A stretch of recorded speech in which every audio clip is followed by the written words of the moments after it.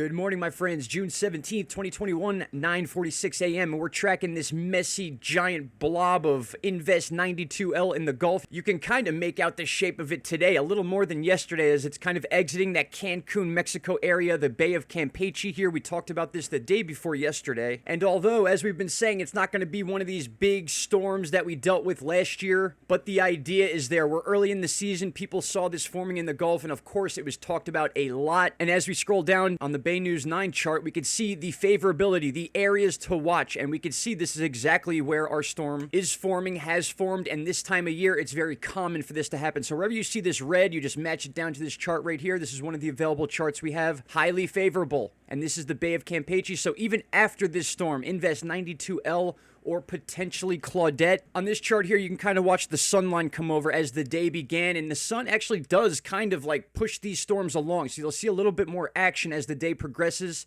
and also because the centralized low pressure of this system is finally going to be back over water in the Gulf. So we could see more development, but what we want to focus on is exactly how much. How much is this thing going to form? Is it going to strengthen? What are going to be the conditions when it makes its way into the Gulf and then the Gulf states? So I know some of these charts may not be the most exciting things to look at, but it's important. So we have our spaghetti plots here. This is where they project the storm could go. And I really want to look at this one here really quickly. You see that letter L? That is exactly where the centralized area of the storm is. So you see a lot of the moisture and the bubbling storms on the eastern side of the storm, kind of curling down towards Cancun and up here. I'll go ahead and bring these up both together, but you see the L is right here, and most of these storms are on the east side. So we're going to see that theme pretty much throughout the entirety of this storm. Once it gets up to the Gulf as of now, and we can see that a few different ways. We have our spaghetti plots right here as we zoom in. Now, most of these plots have this thing on a shift towards the west. Now, remember, just 2 days ago, we were comparing this thing to Cristobal from 2020, and this just goes to show what can change in just a 48-hour period. So we went from this storm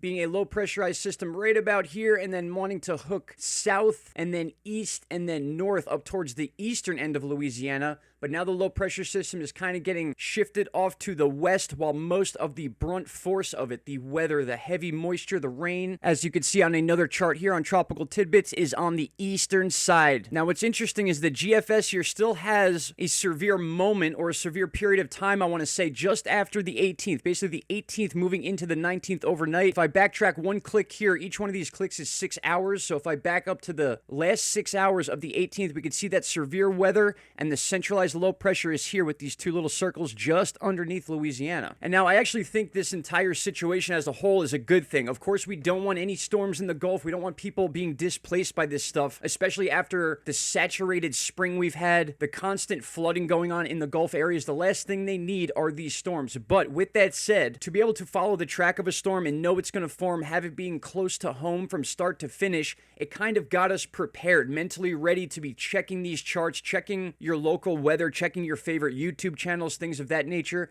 to stay up to date, because we are in the season now. At any moment, we could have a major storm forming and threatening the United States. And it's around this time when people start really going nuts with these storms. Again, I want this to be a teaching moment, a learning moment for us to be able to understand that so many different things can happen with these storms before they approach the United States. So many changes can take place. So to make these giant, crazy predictions, it gets people worked up for no reason. It's better to watch these storms, understand where they're coming from, why they're going in certain directions, understand the past of them, all that fun stuff. And that is what I plan to do for you guys here. So we're going to wrap this up now. Just a quick update to explain to you what's going on with this storm. We have not crossed into that tropical storm area just yet. We may not, but we may, and I'll bring it all to you right here on this channel. As of right now, we're still a disturbance, 90% chance of cyclone formation over the next 5 days. And our most current information as of the posting of this video is 35 knot gusts and a centralized pressure of 1,008 millibars right in the Gulf of Mexico. All right, my friends, thank you all so much for watching this video. Small message at the end. Shout out to Canada and shout out to the Gulf today. All right, my friends, I'll be back later on with another video. Thank you all so much. Bye-bye. Stop right there, my friends. If you have not already, click that subscribe button and don't forget to hit the bell icon. Click all and you will get all notifications from this channel. And trust me, you won't be disappointed.